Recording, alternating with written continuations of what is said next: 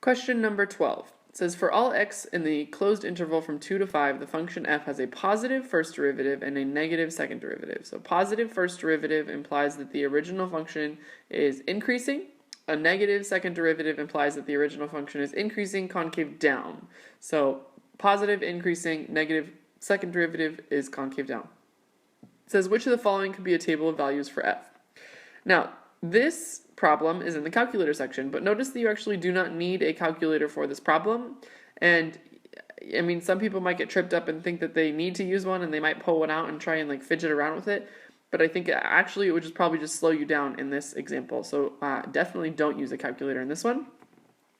And again, the reason they do that in the calculator section is that not every single problem in that section will require a calculator, because they want to give you problems that do, but they also want to test your knowledge about when you need one versus when you do not need one. So, for example, positive first derivative means the original function is increasing. Negative second derivative means the original function is concave down. So it has a possibility of looking like that. That would be increasing concave down. Here's what we're going to do is we're going to do process of elimination actually. As I look through these values, right, because I'm looking as x is increasing, so x is going 2, 3, 4, 5. As I'm looking at these x values, look at their y values that are next to them. Because if my first derivative is increasing, or sorry, my first derivative is positive, which means my original function is increasing, that means all of these y values should be going up. So 7, 9, 12, 16, that's good. 7, 11, 14, 16, that's good. 16, 12, 9, 7, those values are going down, which means that this is not an increasing function, so C cannot be my answer. 16, 14, 11, 7, again, this is not an increasing function, that cannot be my answer. 16, 13, 10, 7, not an increasing function, can't be my answer. So now automatically we're down to A and B. The next part comes from the second derivative being negative. So this part you might not be as familiar with, but here's essentially what this means.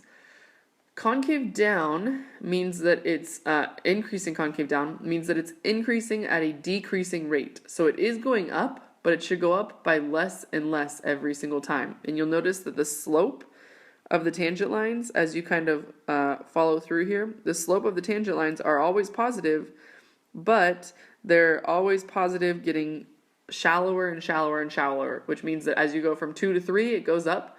As you go from 3 to 4, it goes up, but not as much as it did from 2 to 3.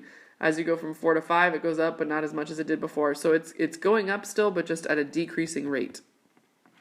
So essentially, let's look at how much these are going up by. This is going up by 2, 3, 4.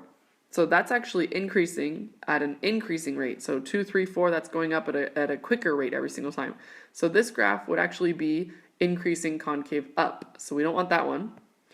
This is going up by 4, 3, 2. So this is our answer, because this graph